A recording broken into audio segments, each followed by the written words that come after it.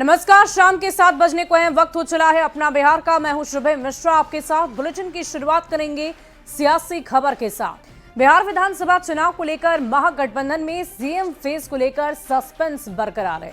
बिहार कांग्रेस प्रभारी कृष्णा अल्लावरू ने एक बार फिर सीधे तौर पर मुख्यमंत्री के लिए तेजस्वी का नाम नहीं लिया और ये कह दिया कि सीएम उम्मीदवार घोषित करना कांग्रेस का अधिकार नहीं है। कृष्णा अल्लावरू के इस बयान पर एक बार फिर से सियासत गर्म हो गई है।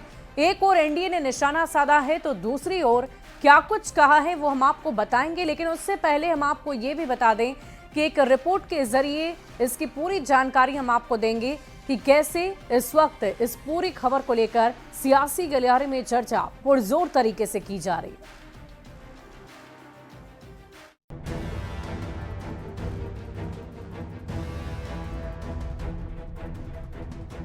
बिहार विधानसभा चुनाव को लेकर तैयारियां जोरों पर हैं। एनडीए और महागठबंधन के नेता जोर शोर के साथ चुनाव प्रचार में जुटे हैं, लेकिन महागठबंधन के नेतृत्व को लेकर अभी भी सस्पेंस बरकरार है। तेजस्वी यादव सीएम का चेहरा होंगे या नहीं? बिहार कांग्रेस प्रभारी कृष्णा अल्लावरू के नए बयान के बाद फिर से सियासत गर्मा गई है। अल्लावरू ने कहा कि तेजस्वी कोऑर्डिनेशन कमेटी का नेतृत्व कर रहे हैं।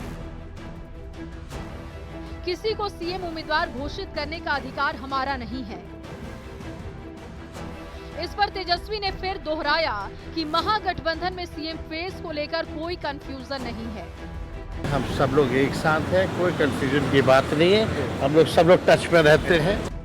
अल्लावरू ने यह भी कहा कि साझा चुनाव प्रचार के लिए कोऑर्डिनेशन कमेटी निर्णय लेगी।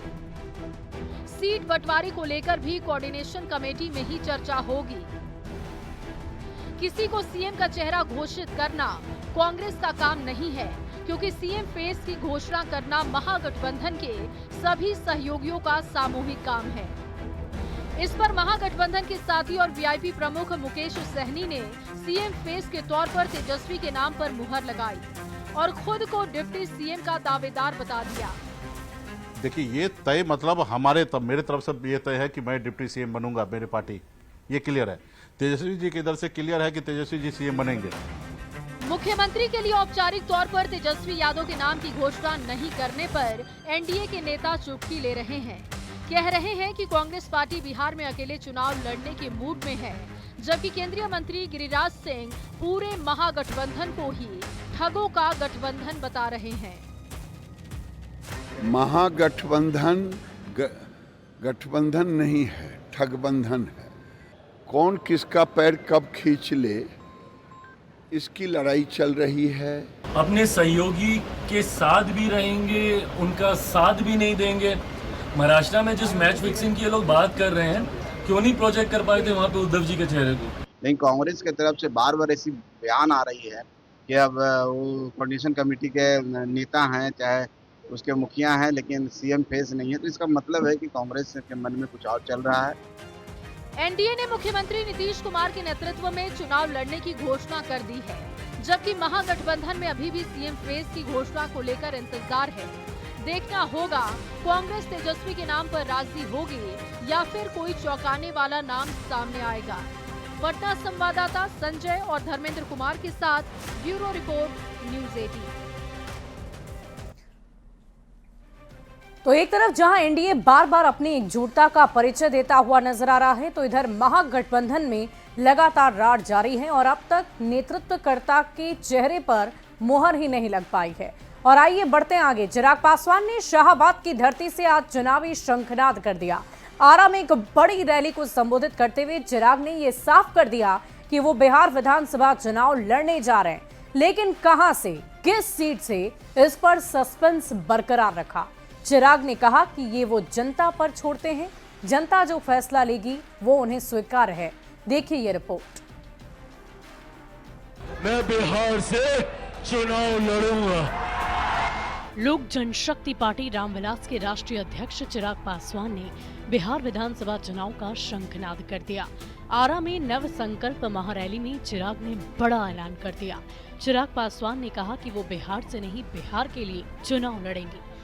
बिहार फर्स्ट और बिहारियों को फर्स्ट बनाने के लिए चुनाव लड़ेंगे।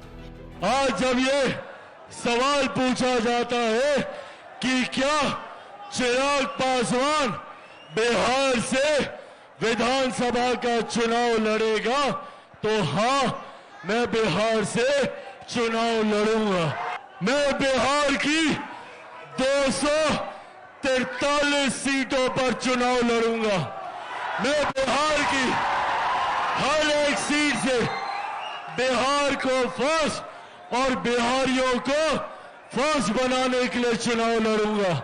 और सबसे बड़ी बात, मैं बिहार से चुनाव नहीं लड़ूंगा, मैं बिहार के लिए चुनाव लड़ूंगा। हालांकि चिराग बिहार की किस सीट से चुनाव लड़ेंगे, इस पर सस्पेंस अब भी बरकरार रखा है। चिराग ने कहा कि जनता जहां से कहेगी वहीं से वो चुनाव लड़ेंगे। जनता का आदेश सबसे ऊपर है।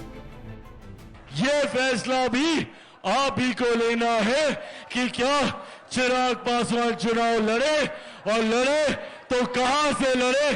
आपका फैसला मेरी सराखों पर, ये वादा आप लोगों से करके जाता हूं। आरा में नव संकल्प महारैली में चिराग के समर्थकों का जोश काफी हाई नजर आया। चिराग की इस रैली में भारी संख्या में लोगों की भीड़ उमड़ी। समर्थकों के बीच चिराग ने कहा कि हाँ, वो लड़ेंगे, 243 सीटों पर चुनाव लड़ेंगे।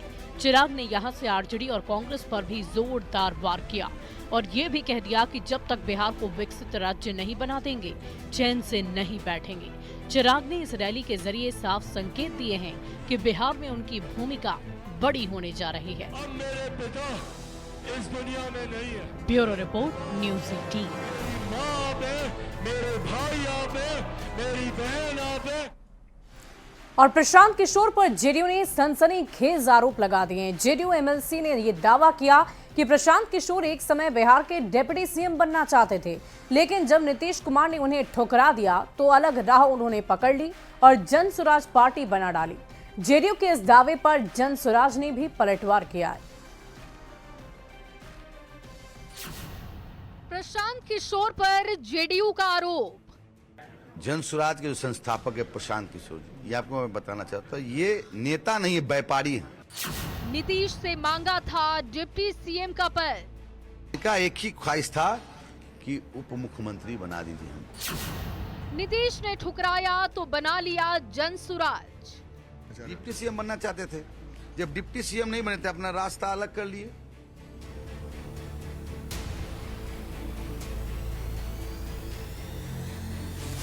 प्रशांत किशोर पर जेडीयू ने चुनावी साल में बड़ा आरोप लगा दिया है। जेडीयू एमएलसी संजय सिंह ने बड़ा खुलासा करते हुए बड़ा आरोप लगा दिया है। कहा, प्रशांत किशोर डिप्टी सीएम बनना चाहते थे। नीतीश मंत्रिमंडल में उनका सपना डिप्टी सीएम बनने का था, लेकिन जब नीतीश कुमार ने ठुकरा दिया तो फिर वो अलग राह पर चले गए। 2015 में हमारे पार्टी के लिए उन्होंने काम किया। ये तो रणनीतिकार हैं, तो नीतीश जी इनको बहुत सम्मान दिया, चुनाव के बाद इनको उपाध्यक्ष बनाया। इनका एक ही ख्वाहिश था कि उप मुख्यमंत्री बना दीजिए हमको। तो प्रशांत किशोर जेडीयू में नीतीश सरकार में डिप्टी सीएम बनना चाहते थे। डिप्टी सीएम बनना चाहते थे, जब डिप्टी सीएम नहीं बने थे अपना रास्ता अलग कर लिए। जेडीयू के सनसनीखेज आरोप के बाद बिहार की सियासत सुलग गई है। जन स्वराज के प्रवक्ता मनोज बैठा ने पलटवार करते हुए कहा कि प्रशांत किशोर ने देश में प्रधानमंत्री से लेकर मुख्यमंत्री तक बनाया है। उन्हें राज्यसभा जाना होता, मंत्री बनना होता तो किसी भी पार्टी से बन जाते। इतनी सहायता की, कितने लोगों को सीएम बनाया, पीएम बनाया, मंत्री बनाया। कोई भी पॉलिटिकल पार्टी उनको राज्यसभा का मेंबर बना सकती थी, एमएलसी बना सकती थी, मंत्री बना सकती। जो व्यक्ति दूसरे को मंत्री बना सकता है तो क्या अपना पैरवी लगाकर खुद मंत्री नहीं बन सकता था? लेकिन जदयू में कुछ अच्छा नहीं हो रहा था, बिहार सरकार में कुछ अच्छा नहीं हो रहा था। बिहार की बदहाली को देखते हुए उन्होंने अपनी पार्टी को इस बिहार में लॉन्च किया। प्रशांत किशोर ने साल 2018 में जेडीयू ज्वाइन किया था। प्रशांत किशोर को जेडीयू का राष्ट्रीय उपाध्यक्ष बनाया गया था, लेकिन साल 2020 में पीके को जेडीयू से निष्कासित कर दिया गया और 2023 में उन्होंने अपनी पार्टी जन स्वराज की स्थापना की। अब प्रशांत किशोर खुद को नीतीश के विकल्प के रूप में पेश कर रहे हैं। अब जेडीयू एमएलसी ने प्रशांत किशोर पर बड़ा खुलासा कर बिहार की सियासत को गरमा दिया है। न्यूज़ 18 के लिए पटना से आनंद अमृतराज की रिपोर्ट। और रुक करते हैं अगली खबर की ओर। आरजेडी नेता और भागलपुर के जिलाध्यक्ष चंद्रशेखर यादव का एक वीडियो बड़ी तेजी से सोशल मीडिया पर वायरल हो रहा है। दावा किया जा रहा है कि वीडियो में भागलपुर जिलाध्यक्ष चंद्रशेखर यादव शराब पी रहे हैं। बिहार बीजेपी अध्यक्ष दिलीप जायसवाल ने आरजेडी नेता चंद्रशेखर यादव को गिरफ्तार करने की मांग की और वायरल वीडियो को लेकर क्या है आरोपी भागलपुर जिला अध्यक्ष चंद्रशेखर यादव की दलील, हम आपको एक रिपोर्ट के जरिए दिखाते हैं। सत नमन माधव चरण में तो खत्म करेगा और बाद सब कम होता। प्लास्टिक के ग्लास में लाल रंग के पेय पदार्थ का सेवन कर रहे इस शख्स का नाम है चंद्रशेखर यादव, जो भागलपुर में आरजेडी के जिलाध्यक्ष हैं, यानी जिले में पार्टी के प्रमुख।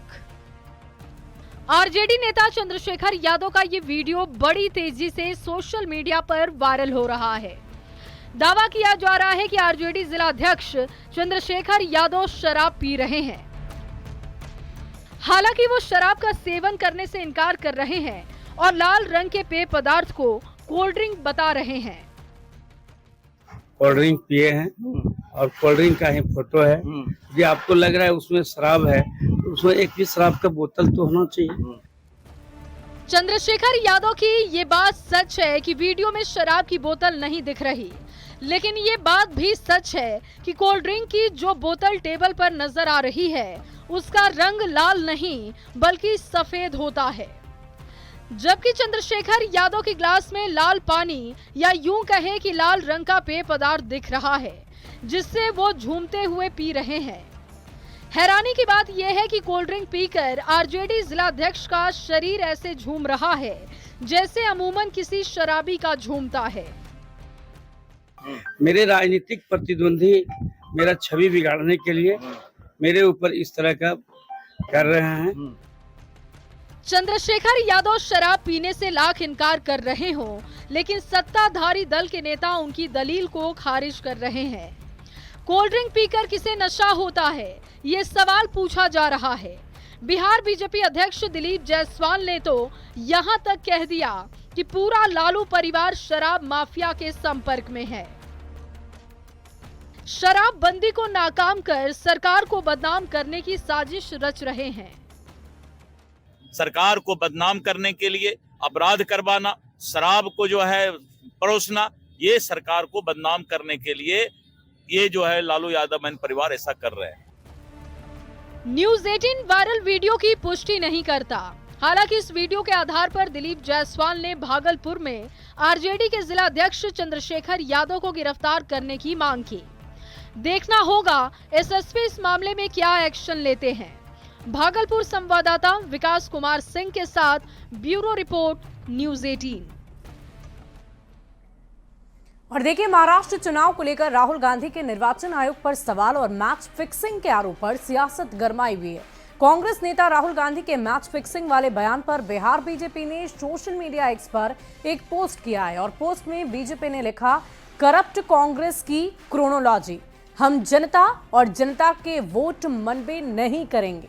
बीजेपी ने इस पोस्ट में जवाहरलाल नेहरू, इंदिरा गांधी, राजीव गांधी और राहुल गांधी का एआई इमेज जारी कर क्रोनोलॉजी को समझाया है।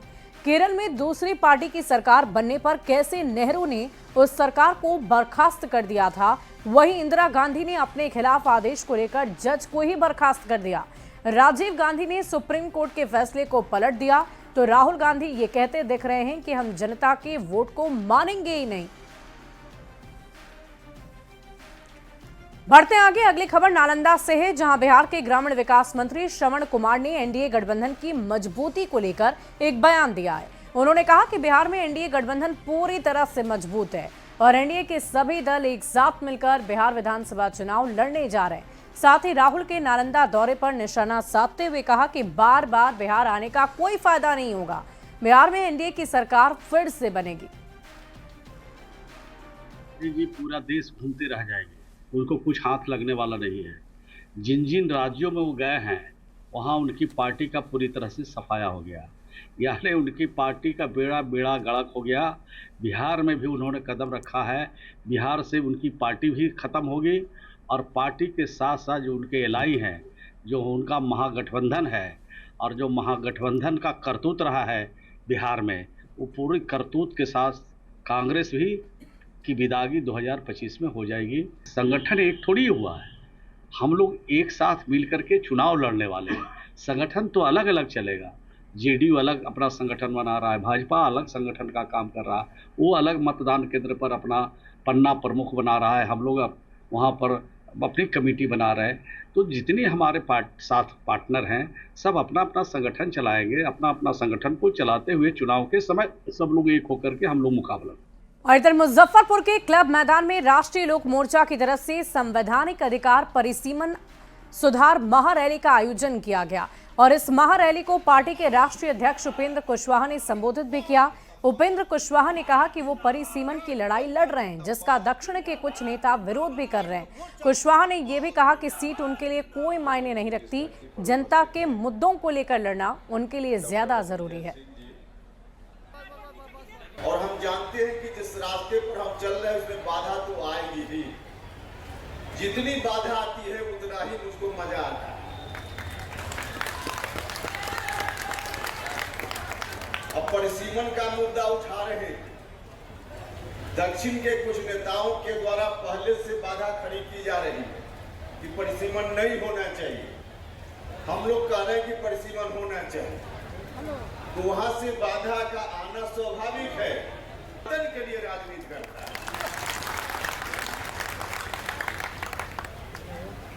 और परिवर्तन के राजनीति तो निश्चित रूप से कठिन काम है ही, लेकिन चाहे जितना कठिन हो, हम जनता के लिए जब राजनीति करते हैं तो जनता के सवालों को उठाने में कभी हम पीछे नहीं रहेंगे। और इधर साल 2025 बिहार विधानसभा चुनाव की तैयारी में वीआईपी जोर शोर से जुट गई है। पटना में पार्टी की तरफ से इलेक्शन सॉन्ग भी लॉन्च कर दिया गया है। पार्टी के प्रमुख मुकेश सहनी ने एक कार्यक्रम में सॉन्ग लॉन्च किया। इस मौके पर मुकेश सहनी ने कहा कि 12 साल से वो निषादों के आरक्षण की लड़ाई को लड़ते आ रहे हैं और ये लड़ाई आगे भी जारी रहेगी। भारतीय जनता पार्टी इस देश में सरकार में रहकर ये 50% का दीवार तो नहीं तोड़ पाएंगे, तो निश्चित तौर पे देश के ओबीसी समझ चुके हैं ये जो रुकावट में जो पार्टी है उसको निश्चित तौर पे 2029 में समाप्त करके और देश में एनडीए महागठबंधन के सरकार बना के, इंडिया गठबंधन सरकार बना के, और आने वाला समय जब होगा उसमें जिसकी जितनी संख्या होगा उसको उतनी हिस्सेदारी मिलेगा और यही देश के गरीब पिछड़ा दलित के लिए न्याय की बात होगा। और बीजेपी प्रदेश अध्यक्ष बनने के बाद दिलीप जायसवाल पहली दफा भागलपुर पहुंचे और इस दौरान स्थानीय नेता और कार्यकर्ताओं ने उनका जोरदार स्वागत किया है। शहर के सभी चौक चौराहों पर कार्यकर्ताओं ने दिलीप जायसवाल का फूल माला और ढोल नगाड़े के साथ भरपूर स्वागत किया। इस दौरान दिलीप जायसवाल ने एनडीए के नेता और कार्यकर्ताओं को संबोधित भी किया और आगामी चुनाव को लेकर चर्चा भी की गई है। इसके साथ साथ चूंकि अध्यक्ष बनने के बाद पूरा नया तरीके से मैं अभी पहली बार आया हूं। इसके बीच में आया तो बहुत कम समय के लिए आया, चला गया था, तो कार्यकर्ताओं से भी मेरी मुलाकात हो रही है।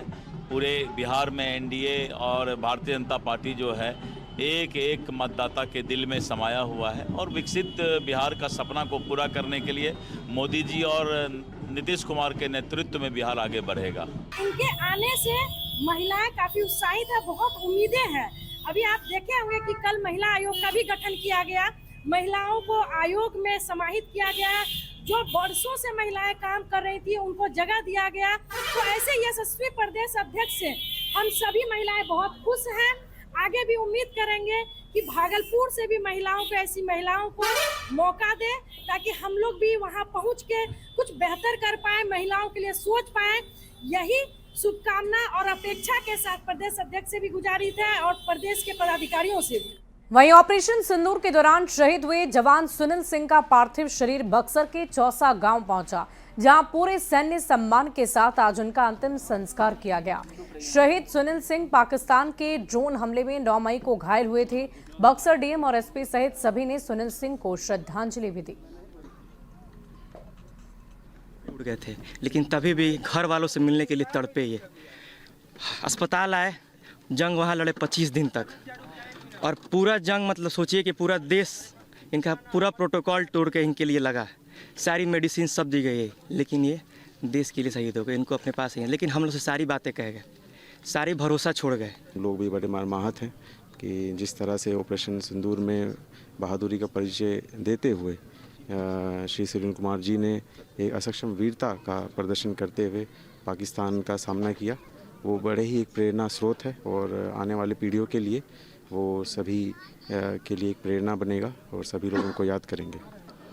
अपने हाथों में तिरंगा लिए सुनील सिंह को श्रद्धांजलि देने के लिए बक्सर ज़िले के चौसा के लोग गंगा घाट पर पहुंचे हैं। सुनील सिंह पाकिस्तान से लोहा लेते हुए 9 तारीख की रात में जख्मी हुए थे।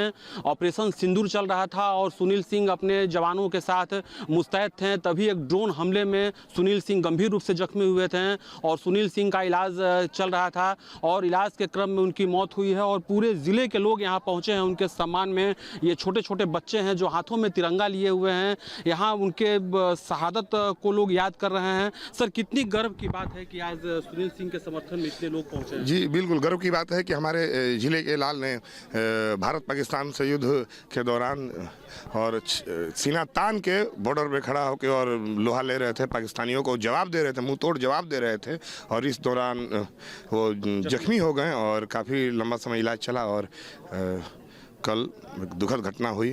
तो आज सभी पूरा जिला गमगीन है और गर्व भी हम लोग को है अपने इस मिट्टी के लाल जो सीना तान के इस पाकिस्तानियों को जवाब दे रहे थे। इनके जैसा बनना चाहेंगे और अच्छा लग रहा है।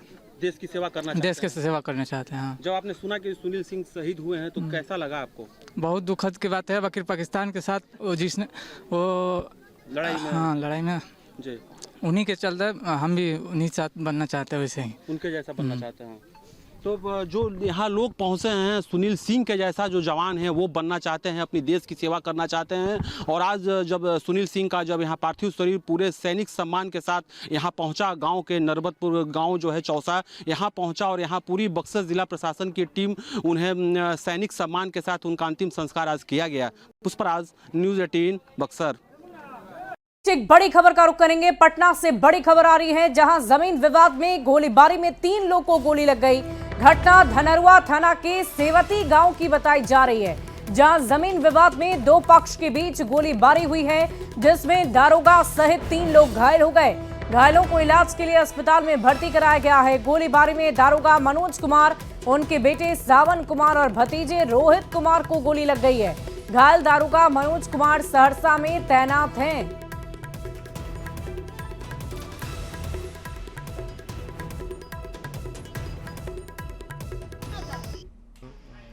जमीन को लेकर कुछ लोग आपस में बात कर रहे थे। ये एक मनोज सिंह है जिनका यहाँ पर ससुराल है, ये छपरा के रहने वाले हैं। तो तेतरी के गांव के लोगों से कुछ विवाद था। 12 बजे के बीच में यहाँ पर कुछ और लोग आ गए और मारपीट करने लगे और मारपीट के दौरान ही गोली भी फायर कर दिए, जिसमें बढ़ते आगे अगली खबर आपको कैमूर से बताएंगे, जहां एक वीडियो सोशल मीडिया पर इन दिनों बहुत तेजी से वायरल हो रहा है। वायरल वीडियो में सैफ के जवान ट्रक वालों से पैसों की अवैध उगाही करते नजर आ रहे हैं। वायरल वीडियो मोहनिया समेकित जांच चौकी की बताई जा रही है। ट्रक ड्राइवरों ने प्रशासन पर भी सब कुछ जानते हुए कुछ नहीं करने के आरोप लगाए। हालांकि न्यूज़ 18 इस वायरल वीडियो की पुष्टि नहीं करता है।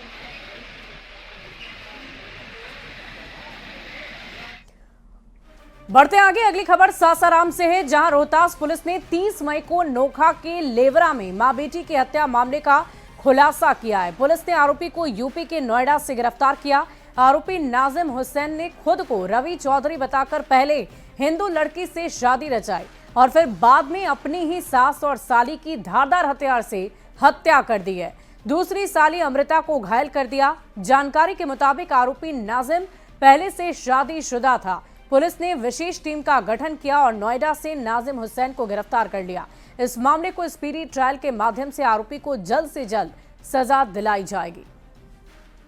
जो हमारी टीम थी वो पिछले 5 दिनों से नोएडा में कैंप कर रही थी। इनके द्वारा उसके अलग अलग ठिकानों के बारे में पता किया कि कहाँ कहाँ, इसी बीच ये चीज़ स्पष्ट हुई उसने 3 जगह अपना मकान इसी बीच बदला था। नोएडा पुलिस द्वारा इसमें बहुत ही बेहतरीन तरीके से सहयोग करते हुए एक एक करके इसके सारे ठिकानों की खोज की गई और अंत में पुलिस टीम द्वारा रेकी करते हुए नोएडा में जो इस चौल में जहाँ ये रह रहा था वहाँ से इसको गिरफ्तार किया गया। गिरफ्तारी के उपरांत इसने अपनी सारी बात, जो पूरा घटनाक्रम सिलसिलेवार तरीके से कैसे इसने घटना को अंजाम दिया उसके बारे में बताया। और अगली खबर आपको भागलपुर से बताएं, जहां के एसएस बालिका उच्च विद्यालय में जबरदस्त हंगामा हुआ है। दरअसल विद्यालय में बीएससी नर्सिंग की परीक्षा थी, जिसे देने के लिए 4 परीक्षार्थियों के परीक्षा केंद्र पर निर्धारित समय से कुछ देर से पहले पहुंचे, जिस कारण उन्हें प्रवेश ही नहीं दिया गया। प्रवेश नहीं देने को लेकर अभ्यर्थी के परिजनों ने जबरदस्त हंगामा किया।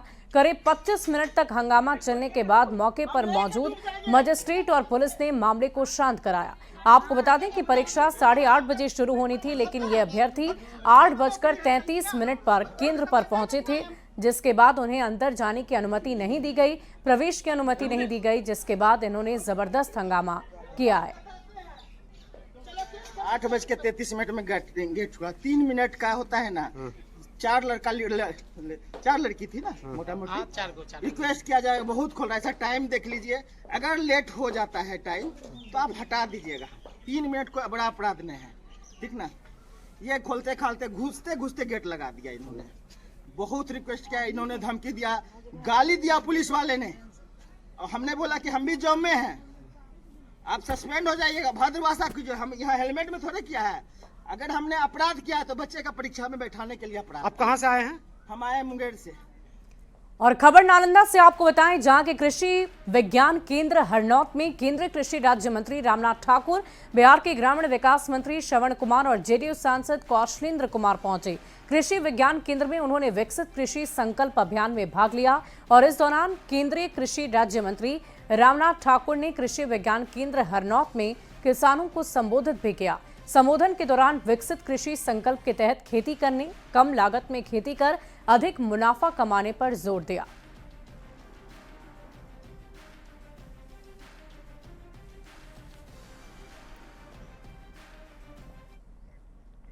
और अपना बिहार के इस बुलेटिन में अभी के लिए बस इतना ही। आगे देखिए जोहार झारखंड सहयोगी जया मिश्रा के साथ।